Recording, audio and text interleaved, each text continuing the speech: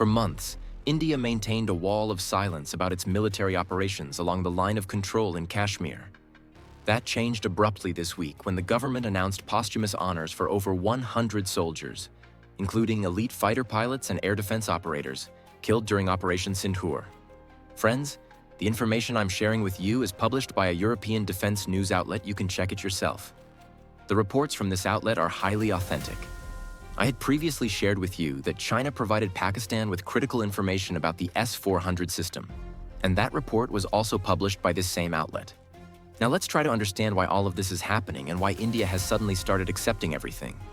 The acknowledgement, driven by mounting internal pressure, pulls back the curtain on a campaign that has raised questions about the effectiveness of India's advanced military systems and its strategic posture in a volatile region. On July 6, 2025, India formally acknowledged significant casualties from Operation Sindoor, a military offensive launched against Pakistan in early May.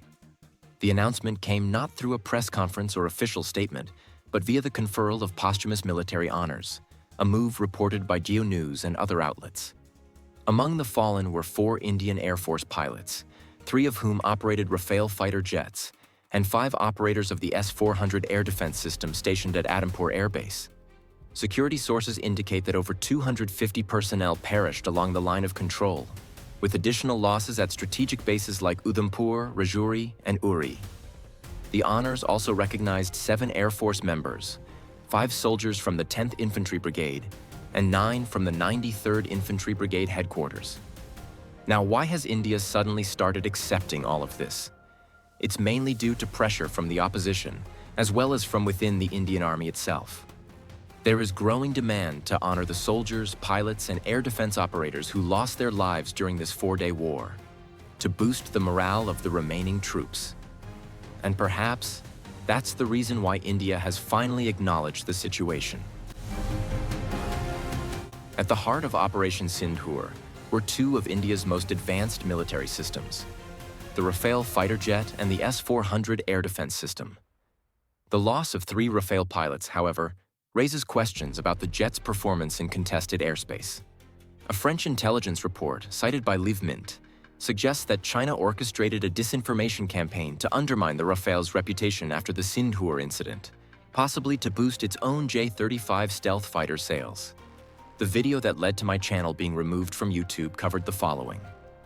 I revealed that on the same day Rafale jets were allegedly shot down, a Chinese diplomat met with UAE officials and told them that the 84 Rafale jets they are acquiring from France had been shot down in combat by Pakistan's J-10C fighters.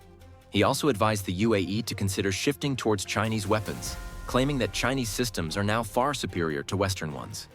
Now, France itself is reporting that China is making similar claims to Indonesia, stating that the Rafale fighter jets are ineffective and suggesting that Indonesia should instead acquire the J-10C, calling it the Rafale killer. Meanwhile, the Indian defense attaché in Indonesia admitted during a defense conference that while not several, India has indeed lost some fighter jets. During the same event, a slide was shown listing the losses. 3 Rafales, 1 Su-30 MKI, 1 MiG-29, and components of the S-400 system, which were visibly displayed on screen. Indian defense analyst Ramandeep Bajwa also confirmed that components of India's S-400 system were destroyed by Pakistan's CM-400AKG missile. A detailed video has been made on this topic, which you can watch here. The posthumous honors shine a light on the human toll of Operation Sindoor. The 4 pilots, including 3 Rafale operators and 5 S-400 personnel, represent some of India's most skilled military professionals. Their loss underscores the risks of high-stakes operations in a region where small miscalculations can lead to heavy casualties.